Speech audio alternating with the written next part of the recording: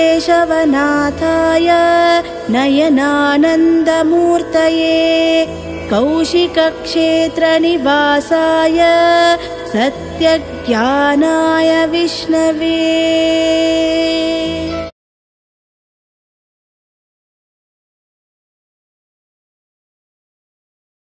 ಶ್ರೀ ಗುರುಭ್ಯೋ ನಮಃ. ಸಂಸ್ಕೃತದಲ್ಲಿ ಒಂದು ಶ್ಲೋಕ ಇದೆ, ಅದು ಪ್ರತಿಜ್ಞಾ ಯೋಗಂಧರಾಯಣ ಎನ್ನುವಂತ ಗ್ರಂಥದಿಂದ ಸ್ವೀಕರಿಸಲಾಗಿದೆ.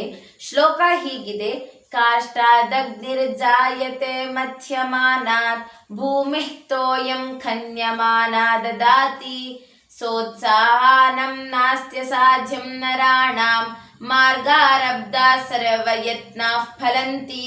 ಈ ಒಂದು ಶ್ಲೋಕದ ಅರ್ಥ ಏನಂತ ಹೇಳಿದ್ರೆ, ಯಾವಾಗ ಕಟ್ಟಿಗೆಯನ್ನ ಸತತವಾಗಿ ಉಜ್ಜುತ್ತೇವೆಯೋ ಅಲ್ಲಿ ಬೆಂಕಿಯು ಉತ್ಪತ್ತಿಯಾಗುತ್ತೆ. ಹಾಗೆಯೇ ಭೂಮಿಯನ್ನ ಅಗಿತಾ ಹೋದ್ರೆ ನೀರು ಕೂಡ ಸಿಗುತ್ತೆ. ಉತ್ಸಾಹಶೀಲರಾದಂತಹ ಮನುಷ್ಯರಿಗೆ ಯಾವುದೇ ಕೆಲಸ ಕಾರ್ಯ ಸಾಧನೆ ಕೂಡ ಅಸಾಧ್ಯ ಎಂಬುದು ಇಲ್ಲ. ಎಲ್ಲರಿಗೂ ಕೂಡ ಸಾಧನೆ ಎಂಬುದು ಇದ್ದೇ ಇರುತ್ತೆ. ಯಾರು ಉತ್ಸಾಹಶೀಲರಾಗಿರ್ತಾರೋ ಅವರಿಗೆ ಮಾತ್ರ ಸಾಧನೆ ಎಂಬುದು ಸಿಗುತ್ತೆ ಅಂತ. ಹಾಗೆಯೇ ಪ್ರಯತ್ನ ಅನೇಕ ಬಾರಿ ಅಂತ ವಿಶೇಷ ಚೇತನವಾಗಿದ್ದರೂ ಕೂಡ ಪ್ರಯತ್ನ ಪೂರ್ವಕವಾಗಿ ಸಾಧನೆಯನ್ನು ಮಾಡಬೇಕೆಂಬ ಗುರಿಯನ್ನು ಇಟ್ಟುಕೊಂಡು ಮುಂದೆ ಸಾಗುತ್ತಿರುವ ನಮ್ಮ ಪ್ರೀತಿಯ ತಂಗಿಯ ಸಂದರ್ಶನವನ್ನ ಮಾಡೋಣ. ನಿನ್ನ ಹೆಸರು? ಅರ್ಚನಾ. ನಿನ್ನ ತಂದೆ ಹೆಸರೇನು? ಡಿ.ಆರ್. ರವಿರಾಜ್. ಅವ್ರು ಏನ್ ಕೆಲಸ ಮಾಡ್ತಾರೆ? ಪೊಲೀಸ್ ಕೆಲಸ. ನಿನ್ನ ತಾಯಿ ಹೆಸರೇನು? ಲಕ್ಷ್ಮಿ. ಅವ್ರು ಯಾವ್ಯಾವ ಕೆಲಸ ಮಾಡ್ತಾರೆ? ಬತ್ತಿ ತೊಳೆದು, ನನ್ನನ್ನು ಕಳೆದು, ನನ್ನನ್ನು ಸ್ಕೂಲಿಗೆ ಕರ್ಕೊಂಡು ಹೋಗೋದು ಎಲ್ಲ ಮಾಡ್ತಾರೆ. ನಿಮ್ಮ ಅಪ್ಪ ಪೊಲೀಸ್ ಕೆಲಸ ಮಾಡ್ತಿದ್ದಾರೆ ಅಂತ ನೀನು ಹೇಳಿದೆ. ಎಲ್ಲಿ ಕೆಲಸ ಮಾಡ್ತಿದ್ದಾರೆ? Police traffic station, Vipuram traffic station. ನೀನು ಹುಟ್ಟಿದ ದಿನಾಂಕ ಏನು? ಆಗಸ್ಟ್ 30. ನಿನ್ನ ಹುಟ್ಟೂರು? ಆನಂದಪುರ. ನೀನು ಓದುತ್ತಿರುವ ತರಗತಿ? 10ನೇ ತರಗತಿ. ಶಾಲೆ ಹೆಸರೇನು? ಕಿರಣ್.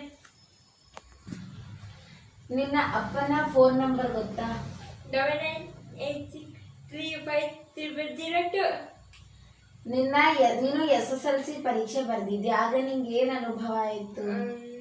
ನಂಗೆ ಚೆನ್ನಾಗಿ ಅನಿಸ್ತು. ನಿನ್ನ ಗೆಳತಿಯರ ಹೆಸರೇನು? ಲಾವಣ್ಯ, ಖುಷಿ. ನಿನ್ನ ಫ್ರೆಂಡ್ಸ್ ಎಲ್ಲ ಎಲ್ಲ ಓದ್ತಿದ್ದಾರೆ? ಈಗ ಬೇರೆ ಸ್ಕೂಲ್ ಚೇಂಜ್ ಮಾಡ್ತಾರೆ. ನಾನು ನೆಕ್ಸ್ಟ್ ನೋಡಬೇಕು. ಎಲ್ಲೋ ಕಾಲೇಜ್ ಸಿಕ್ಕಿಲ್ಲ ಅಂದ್ರೆ ನಾನು ಅಲ್ಲಿಗೆ ಹೋಗ್ಬೇಕು ಅನ್ಕೊಂಡಿದ್ದೀನಿ ಸದ್ಯಕ್ಕೆ. ಸ್ನೇಹ ಕಿರಣದಲ್ಲಿ ಏನೇನ ಕಲ್ತಿದ್ಯಾ? ಕಂಪ್ಯೂಟರ್ ಇರುತ್ತೆ, ಒಂದೊಂದು ಕನ್ನಡ ಇರುತ್ತೆ. ಕನ್ನಡ ಫಸ್ಟ್ ಇಂಗ್ಲೀಷು, ಕನ್ನಡ, ಆಮೇಲೆ ಸೋಷಲು ಎಲ್ಲ ಇರುತ್ತೆ ನಮಗೆ. ಮತ್ತೆ ನಿನ್ನ ಅಜ್ಜನ ಹೆಸರೇನು? ಪ್ರಭಾಕರ್. ಅಜ್ಜಿ ಹೆಸರು? ಅನ್ನಪೂರ್ಣ ಅಜ್ಜಿ. ಅಪ್ಪನ ತಂದೆ ಹೆಸರೇನು? ರಾಮಚಂದ್ರ ರಾವ್. ಅಪ್ಪನ ತಾಯಿ? ನಾಗರತ್ನಮ್ಮ. ನೀನು ಯಾವ್ಯಾವ ಊರಿಗೆ ಹೋಗಿದ್ಯಾ?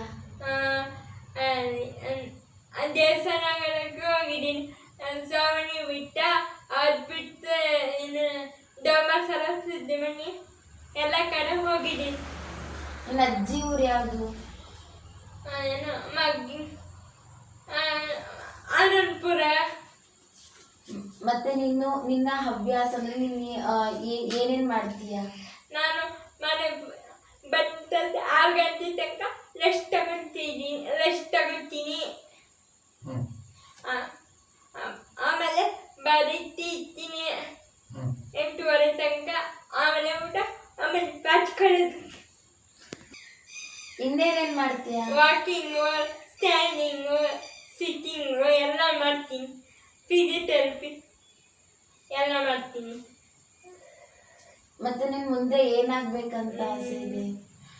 ಅದೇ ಕಾಲೇಜ್ ನೋಡ್ಬೇಕು ಅಂತ ಇದ್ದೀನಿ, ಹೋಗ್ಬೇಕು ಅಂತ ಸಿಕ್ಕರೆ ಅದಕ್ಕೆ ಒಂಚೂರು ನೋಡ್ತಾ ಇದ್ದೀನಿ.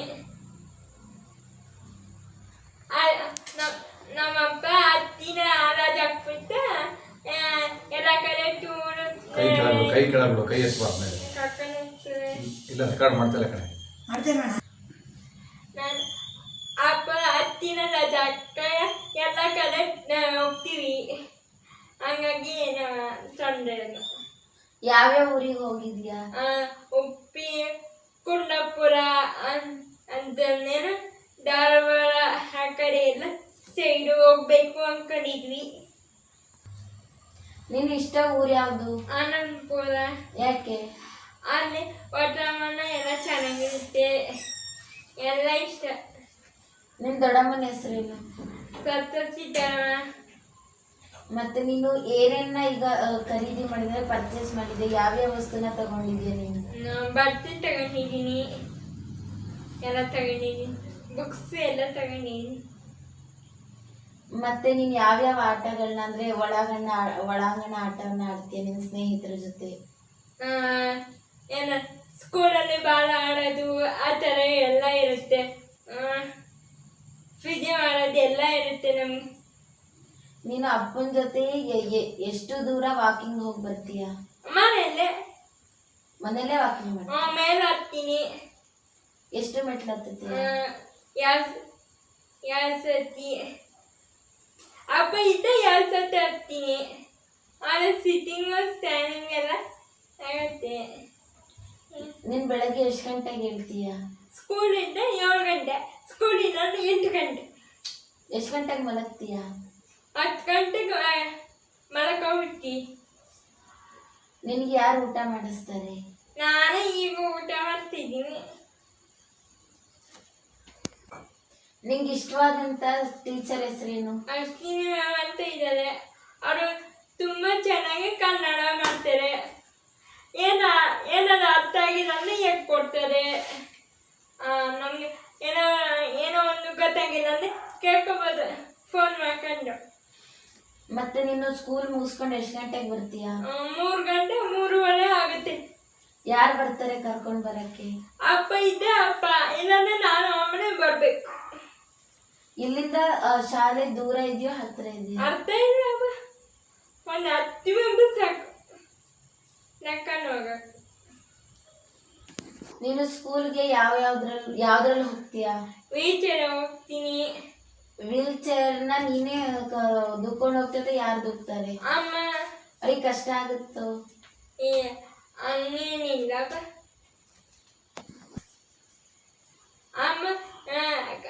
ಅಮ್ಮಂಗೆ ಕಷ್ಟ ನಾನು ನಡೆಯಕ್ಕೆ ಟ್ರೈ ಮಾಡ್ತೀನಿ, ಆಗಲ್ಲ. ನಿನಗೆ ಮೇಕಪ್ ಮಾಡ್ಕೊಳಕ್ ಇಷ್ಟನಾ? ಏನೇನು ಹಾಕೋತೆ ಮೇಕಪ್ ಮಾಡ್ಬೇಕಾದ್ರೆ? ಲಿಪ್ಸ್ಟಿಕ್ ಹಾಕತ್ತೀನಿ, ಪೌಡರ್ ಹಚ್ಕೊತೀನಿ, ಕ್ರೀಮ್ ಹಾಕತ್ತೀನಿ. ಮತ್ತೆ ಯಾವ್ಯಾವ ರೀತಿಯಾದಂತ ವೇಷಭೂಷಣಗಳನ್ನ ಹಾಕಿದ್ಯಾ? ಸರಸ್ವತಿ ಹಾಕ್ತಿದ್ದೀನಿ, ಮೀನಾಕ್ಷಿ ಹಾಕ್ತಿದ್ದೀನಿ, ಮತ್ತೆ ಒಣಕೆ ಕೊಳಂಜಿ ಹಾಕ್ತಿದ್ದೀನಿ, ಎಲ್ಲ ಹಾಕ್ತಿದ್ದೀನಿ.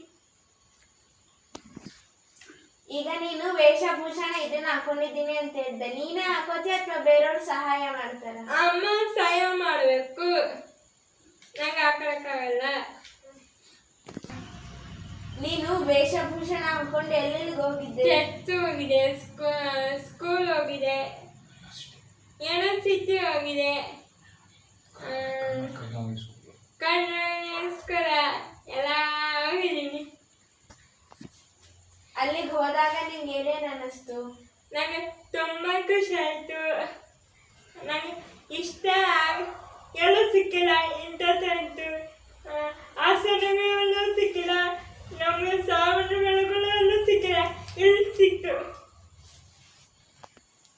ಜನ್ಮದಿನವನ್ನು ನೀನು ಹೇಗೆ ಆಚರಿಸ್ತೀಯ? ಹೋಟ್ಲಿಗೆ ಕರ್ಕೊಂಡು ಹೋಗ್ತಾರೆ, ಅತ್ತ ಮನೇಲೆ ಮಾಡ್ತೀನಿ, ಆ ಥರ ಫ್ರೆಂಡ್ಸ್ ಎಲ್ಲ ವಿಶ್ ಮಾಡ್ತಾರೆ, ಎಲ್ಲ ಮಾಡ್ತಾರೆ. ಅಪ್ಪ ನಂಗೆ ಬಟ್ಟೆ ಕಳಿಸ್ತಾರೆ, ಎಲ್ಲ ಕಳಿಸ್ತಾರೆ. ಅಜ್ಜಿ ನಿಂಗೆ ಹೇಗೆ ಸಹಾಯ ಮಾಡ್ತಾರೆ? ಪ್ರತಿಯೊಂದು, ಈಗ ಊರಿಗೆ ಬರ್ತೀನಿ ಅಂದ್ರೆ ಮುಂಚೆನೂ ಬಸ್ ಸ್ಟ್ಯಾಂಡ್ ಬಂದು ಕೂತಿರೋದು, ಆಟೋ ಬೇಕಂದು ಕರ್ಕೊಂಡು ಹೋಗೋದು, ಅದೆಲ್ಲ ಮರೆಯೋಕ್ಕಾಗಲ್ಲ. ಅಜ್ಜಿ ಸೆರಗಿಟ್ಕೊಂಡು ನಾನು ನೋಡಕತ್ತಾ ಇದ್ದೆ. ನೀನು ಬೇರೆ ಬೇರೆ ಊರಿಗೆ ಹೋದೆ ಅಂದೆಲ್ಲ, ಅಲ್ಲಿಗೆ ನಿನ್ನ ಯಾರು ಕರ್ಕೊಂಡು ಹೋಗ್ತಾರೆ? ಅಪ್ಪ ಅಮ್ಮ ಕರ್ಕೊಂಡು ಹೋಗ್ತಾರೆ. ಹೆಂಗ್ ಕರ್ಕೊಂಡು ಹೋಗ್ತಾರೆ? ಕಾರಲ್ಲಿ ಕರ್ಕೊಂಡು ಹೋಗ್ತಾರೆ. ದೇವಸ್ಥಾನಕ್ಕೆ ಹೋಗ್ತಿಲ್ಲ, ಹೇಗೆ ಹೋಗ್ತೀಯಾ? ನಂಗೆ ಬೀಚ್ ಎಲ್ಲರೂ ಕರ್ಕೊಂಡು ನೋಡ್ತಾ ಬಿಟ್ಬಿಡ್ತಾರೆ. ನಂಗೆ ದರ್ಶನ ಅಷ್ಟೇ ಆಗೋದು. ಎಲ್ಲದಕ್ಕೂ ಅಪ್ಪ ಅಮ್ಮ ಪ್ರೋತ್ಸಾಹ ಕೊಡ್ತಾರಾ?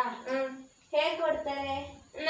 ಸಿರಿಯಮ್ಮಸರಿ ಎಲ್ಲರೂ ಕರ್ಕೊಂಡು ಹೊಂದಾಗ ಎಲ್ಲರೂ ಪ್ರೋತ್ಸಾಹ ಕೊಡ್ತಾರೆ.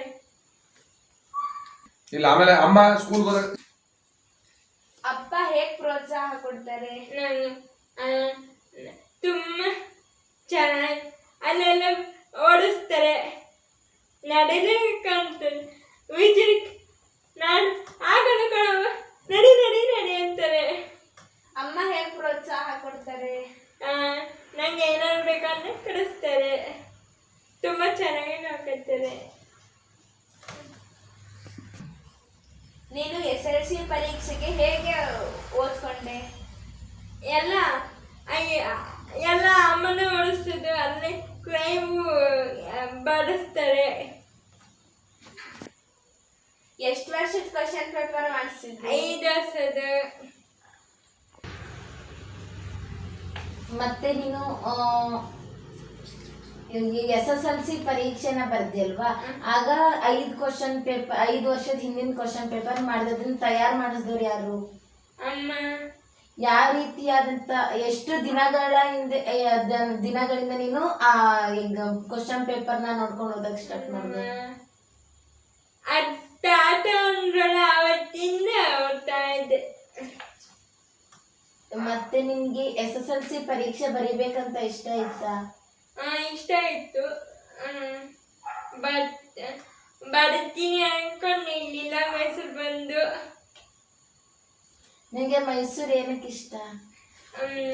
ವಾತಾವರಣ ಚೆನ್ನಾಗಿರುತ್ತೆ, ಎಲ್ಲ ಚೆನ್ನಾಗಿರುತ್ತೆ. ನೀನು ಏನೇನು ತಿಂಡಿ ತಿಂತೀಯ ಪ್ರತಿದಿನ? ಬಾತು, ಪಲಾವು ಎಲ್ಲ ತಿಂತೀನಿ. ನಿಂಗೆ ಇಷ್ಟವಾದ ತಿಂಡಿ ಯಾವುದು? ದೋಸೆ, ಆಲೂಗಡ್ಡೆ ಪಲ್ಯ. ಮತ್ತೆ ಸ್ನ್ಯಾಕ್ಸ್ ಏನು ತಿಂತೀಯ ನೀನು? ಏನೋ ತಿನ್ನೋಣ, ಹಣ್ಣು ತಿಂತೀನಿ. ಅದು ಬಿಟ್ಟು ಯಾವ್ಯಾವ ಹಣ್ಣು ತಿಂತೀಯ? ಆಪಲ್, ಬನಾನ ಈ ಥರದ ತಿನ್ಕೊಂತೀನಿ. ನೀನು ಸ್ನ್ಯಾಕ್ಸ್ನ ಏನಕ್ಕೆ ತಿನ್ನಲ್ಲ? ನಂಗೆ ಇಷ್ಟ ಇರುತ್ತೆ, ನಮ್ಮಮ್ಮ ಕೊಡಲ್ಲ. ನೂಡಲ್ಸು ಈ ಥರ ಇಷ್ಟ. ನೀನು ಮುಂದೆ ಏನ್ ಮಾಡ್ಬೇಕು ಅಂತ? ನಾನು ಕಂಪ್ಯೂಟರ್ ಕಲಿಬೇಕು ಅಂತ ಆಸೆ, ಬಟ್ ಅದೆಲ್ಲ ಆಗತ್ತಾ ಅನ್ಕೊಂಡಿದ್ದೀನಿ. ಮತ್ತೆ ತುಂಬಾ ಇಷ್ಟ ದೋಸೆ, ಸುದ್ಮನೆ. ಆಂಗ್ಲ ಭಾಷೆಯಲ್ಲಿ ಒಂದು ಉಕ್ತಿ ಇದೆ, try try try but don't CRY ಅಂತ. ಈ ಸತತ ಪ್ರಯತ್ನ ಇದ್ರೆ ಏನನ್ ಬೇಕಾದ್ರೂ ಸಾಧಿಸ್ಬೋದು ಅಂತ. ಆದ್ರೆ ಈಗಿನ ಕಾಲದಲ್ಲಿ ಪೋಷಕರು ಮಕ್ಕಳ ಮೇಲೆ ಒತ್ತಡವನ್ನ ಬೀರ್ತಾ ಇದ್ದಾರೆ, ಇಷ್ಟೇ ಅಂಕವನ್ನ ಗಳಿಸ್ಬೇಕು ಅಂತ. ಆ ಒಂದು ಒತ್ತಡದಿಂದ ಅಷ್ಟು ಅಂಕಗಳನ್ನ ಗಳಿಸಕ್ಕಾಗದೆ ಹೋದ್ರೆ ವಿದ್ಯಾರ್ಥಿಗಳು ಆತ್ಮಹತ್ಯೆ ಮಾಡ್ಕೊಳ್ಳೋ ಸಂಖ್ಯೆ ತುಂಬಾ ಇದೆ. ಅವರಿಗೆಲ್ಲ ಇಂಥ ಮಕ್ಕಳು ಆದರ್ಶರಾಗಿರ್ತಾರೆ. ಇವರ ಪಾಲಕರಾಗಿರ್ಬೋದು ಯಾವುದೇ ಒಂದು ಬೇಜಾರಿಲ್ಲದಂತೆಯೇ ಎಲ್ಲರಿಗೂ ಆದರ್ಶಪ್ರಾಯರಾಗಿದ್ದಾರೆ. ಹಾಗೆ ಅನೇಕ ದೇವಸ್ಥಾನಗಳಿಗೆ ಕರ್ಕೊಂಡೋಗಿ ಮಕ್ಕಳು ಅಂದ್ರೆ ಮಗಳು ತುಂಬಾ ಸ್ವಾಭಿಮಾನದಿಂದ ಸ್ವಾವಲಂಬಿಯಾಗಿ ಈ ಒಂದು ಜಗತ್ತಲ್ಲಿ ಮರ್ಯಾದೆಯನ್ನ ಪಡಿಬೇಕು, ಹಾಗೆ ಒಂದು ಶ್ರೇಷ್ಠ ವ್ಯಕ್ತಿ ಆಗ್ಬೇಕು ಅಂತ ಕನಸನ್ನು ಕಂಡು ಅದನ್ನ ಕನಸಾಗಿ ಇರದಂತೆ ನನಸು ಮಾಡುವ ಹಾದಿಯಲ್ಲಿ ಹೆಜ್ಜೆನ ಇಡ್ತಾ ಇದ್ದಾರೆ. ಇವರ ಒಂದು ಪ್ರಯತ್ನಕ್ಕೆ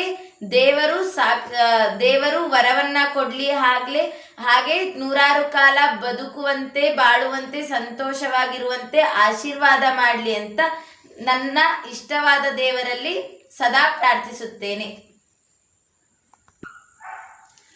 ಸಾಧನೆ ಎಂದು ದೊಡ್ಡ ಬೆಟ್ಟ ಅಲ್ಲ, ಅದರಿಂದ ನಾವು ಛಲ ವಿಶ್ವಾಸನ ಕಲಿಬೇಕು ಅನ್ನೋದನ್ನ ಅರ್ಚನನಿಂದ ಕಲಿಬಹುದು. ಇಂಥ ಮಗುವನ್ನು ಸಂದರ್ಶನ ಮಾಡಿ ನಮಗೆ ಖುಷಿ ಆಯಿತು.